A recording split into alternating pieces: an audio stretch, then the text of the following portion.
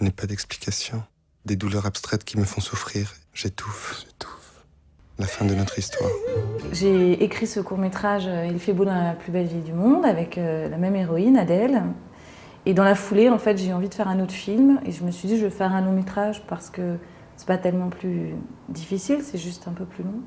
Et du coup, j'ai eu envie de partir au départ d'une histoire qui me touchait, c'était l'idée d'une personne qui n'a plus rien et qui doit se reconstruire en fait. Donc la rupture amoureuse me semblait être un bon point de départ.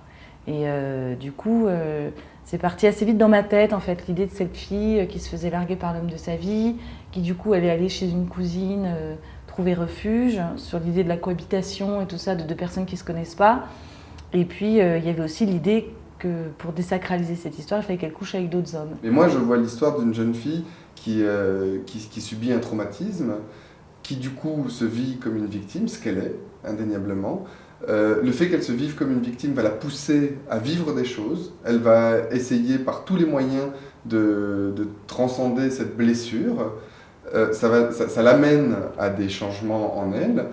Elle ne se rend pas compte, puisqu'elle est victime et qu'elle se vit comme une victime, qu'elle est capable de faire du mal aux autres. Et quand elle fait du mal aux autres, du coup, elle ne s'en aperçoit pas. Voilà. Et en gros, c'est cette évolution-là dans le film, moi, qui me touche, c'est la libération d'Adèle. Aujourd'hui encore, c'est un peu dur. Je souffre, étranglez-moi. Par rapport aux chansons, les chansons, elles parlent d'une seule chose, c'est du sentiment. Donc du souvenir de cet amour, de comment elle l'aimait et du coup de foudre. Parce que c'est impossible, en tout cas moi je ne sais pas le faire, de l'exprimer verbalement, par des dialogues, quoi. Dire oh là là comme je l'aimais, il était tellement beau, tu te rends pas compte, et quand il dormait je sentais son odeur, c'était magnifique et tout ça. D'un coup c'est ridicule, quoi. Enfin, dans la vie on peut pas exprimer ça parce que c'est très difficile d'exprimer ce qu'on ressent pour quelqu'un. Et du coup je trouvais que les chansons c'était le moyen le plus juste en fait pour exprimer ça. Et c'est pour ça que ce sont des moments chantés sont liés au sentiment en fait. On avait tous envie de prendre plaisir à faire ce qu'on faisait et de s'amuser. Parce que le cinéma, c'est avant tout un divertissement aussi. Enfin, c'est quelque chose, alors quand je dis divertissement, pas forcément quelque chose de drôle, mais c'est quelque chose qui permet de s'évader, de se divertir, de sortir de son quotidien, que ce soit dans le drame ou dans la comédie ou n'importe quoi. Donc pour ça, il faut pas être fonctionnaire du cinéma, il faut juste avoir du désir à faire les choses.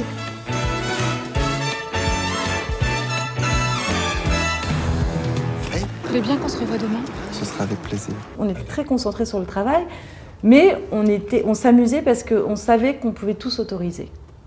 Il faut ne pas avoir peur du ridicule.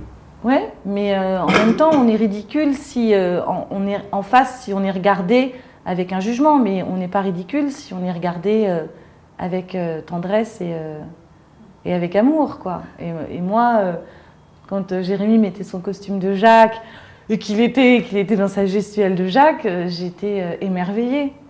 Et j'avais envie de le remercier. Enfin,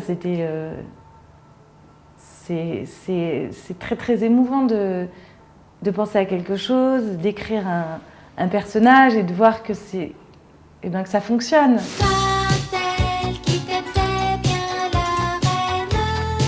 Je pense à toi tout le temps. Moi aussi. Il y a le chemin de la production, qui est un chemin très précis, assez simple d'accès quand on peut y accéder, mais sinon... Et puis il y a le chemin qui est à côté. En fait, moi j'ai pris la faille qui est à côté. C'est-à-dire que je me suis dit, c'est pas qu'on va avoir des problèmes d'argent, c'est qu'on va même pas en demander. Mais mon court-métrage, je l'avais fait exactement de la même façon, donc en fait, ça me paraissait pas incroyable. Mais peut-être parce que je suis un peu inconsciente aussi, et que je me rends pas tout à fait compte, quoi. Peut-être si inconsciente que ça, parce que déjà pendant l'écriture, elle le fait en sachant pertinemment qu'elle a tous les éléments qui lui permettent de construire le film. Elle n'écrit pas un film Parce que ce qui est problématique avec l'argent, et quand on a peu d'argent et qu'une économie est restreinte, ce qui est problématique, c'est de vouloir faire des choses qui demandent de l'argent. Or, Valérie, elle fait correspondre ce qu'elle écrit à ses moyens, mais naturellement. Je suis la reine des pommes, mais toi pour qui champagne.